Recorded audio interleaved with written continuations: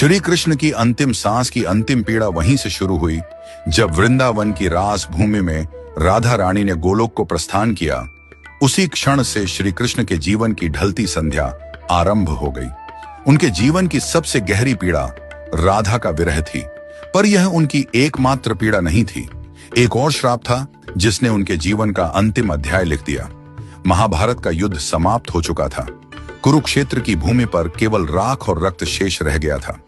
गांधारी अपने 100 पुत्रों की मृत्यु के पश्चात उनके जले हुए शवों के बीच पहुंची। उसका दुख और क्रोध अवर्णनीय था। उसे स्मरण था कि श्री कृष्ण इस महाविनाश को रोक सकते थे, एक मुस्कान में इस युद्ध को टाल सकते थे, परंतु उन्होंने धर्म की स्थापना के लिए अधर्म का अंत होने दिया, चाहे वह मूल्य किसी मां के 100 पुत्र ही क्यों न हो। पीड़ा से भरी गांधारी ने श्री कृष्ण को देखा। आंखों में आंसू और वाणी में आग लिए बोली, हे वासुदेव, आप सब कुछ जानने वाले थे, फिर भी आपने मेरे 100 पुत्र मरने दिए। आप युद्ध रोक सकते थे, पर आप केवल तमाशा देखते रहे। आज मेरी ममता का श्राप आपको भी छुएगा।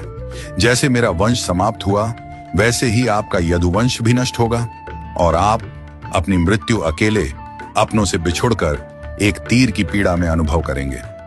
श्री कृष्ण ने गांधारी का श्राप शांत मन से स्वीकार किया, क्योंकि वह जानते थे यह भी उसी लीला का भाग है। जिस न्याय को वह लेकर आए थे, उसी न्याय की अग्नि अब उनके अपने कुल को भस्म करेगी। गांधारी का श्राप, राधा का वियोग और यदुवंश का अंत, यही वह अंतिम चरण था जिसने श्री कृष्ण के मानवीय रूप को सबसे गहरे दुख से भर दिया। त्रेता युग का वचन। त्रेता युग में श्री राम रावण वध कर अयोध्या लौटे। राम राज्य की स्थापना के बाद एक संध्या को अयोध्या के समीप एक तपस्वी राक्षस आया। नाम था जरासुर। वह युद्ध नहीं चाहता था, केवल एक प्रश्न का उत्तर चाहता था। जरासुर बोला, प्रभु, आपने धर्म के लिए असुरों का नाश किया, पर क्या कभी ऐसा होगा कि मैं भी आपकी परीक्षा ले सकूं? क्या कभी मुझे अवसर मिलेगा कि मैं आपके मार्ग में अंतिम बाधा बन सकूं? राम मुस्कुराए। उन्होंने कहा, जब मैं द्वापर में श्री कृष्ण रूप में जन्म लूंगा, तब तू मनुष्य जन्म लेगा और उसी जन्म में तू वह अवसर पाएगा। तेरे ही हाथों मेरी लीला का अंत होगा। यह मेरा वचन है। जरासुर ने प्रणाम किया। उसे पता नहीं था कि यह वचन युगों बाद एक महान रहस्य का कारण बनेगा। यदुवंश का अंत और अंतिम विरह। समय बदला। द्वापर युग में यह वचन पूरा होने का समय आया। यदुवंश आपसी कलह से नष्ट हो गया। द्वारका उजड़ गई। सब कुछ समाप्त हो चुका था। न सुदर्शन उनके हाथों में रहा, न अर्जुन पास थे, न बलराम, न सुदामा और न ही राधा। अब श्री कृष्ण पूर्णतः अकेले थे।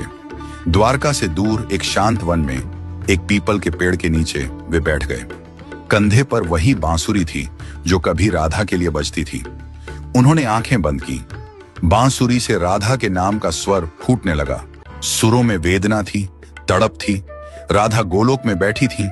जैसे ही यह स्वर वहां पहुंचा, राधा की आंखों से आंसू बहने लगे। उन्होंने देखा, कृष्ण अकेले हैं। प्रेम का वह ब्रह्म स्वरूप जो संसार को मोह से मुक्त करता है, आज स्वयं विरह में डूबा है। राधा ने हाथ बढ़ाया, पर छू नहीं पाई। गोलोक की रानी भी इस क्षण असहाय हो गई।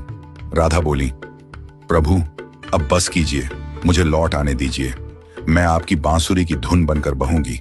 पर यह अकेलापन सहा नहीं जाता। पर श्री कृष्ण मौन थे। सुर थमते गए। शाम उतर आई। पीपल का पेड़ जो वर्षों से साक्षी था, आज कृष्ण की अंतिम सांस का गवाह बनने जा रहा था। कृष्ण का मन जीवन भर का बोझ याद कर रहा था। जन्म जेल में, मां का स्पर्श भी अधूरा।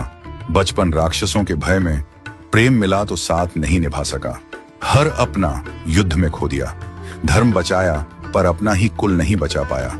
सारा जीवन दूसरों को सुख दिया, पर अपने हिस्से में केवल विरह और अकेलापन आया। उन्होंने बांसुरी उठाई, आखिरी बार होठों से लगाई, फिर धीरे धीरे उसे तोड़ दिया, जैसे राधा की स्मृति भी उस बांसुरी के साथ पीपल की जड़ों में समा गई हो। दूर जंगल में शिकारी जर, वही जरासुर का पुनर्जन्म, शिकार ढूंढ रहा था। उसने पीले वस्त्रों की चमक देखी। उसे लगा झाड़ियों में कोई हिरण छिपा है। बिना सोचे बाण चला दिया। वह बाण श्री कृष्ण के पैर में लगा। शिकारी भय से कांप उठा। प्रभु, मुझसे बड़ा अपराध हो गया। श्री कृष्ण ने शांत स्वर में कहा, उठो जर, तुमने अपना कर्म किया। ये मेरा समय था, तुम केवल निमित्त बने हो। जर रो पड़ा। श्री कृष्ण ने आंखें बंद की। अंतिम श्वास के साथ होंठों से केवल एक शब्द निकला, राधे राधे, और श्री कृष्ण ने अपना नश्वर शरीर त्याग दिया। उनकी लीला पूर्ण हुई।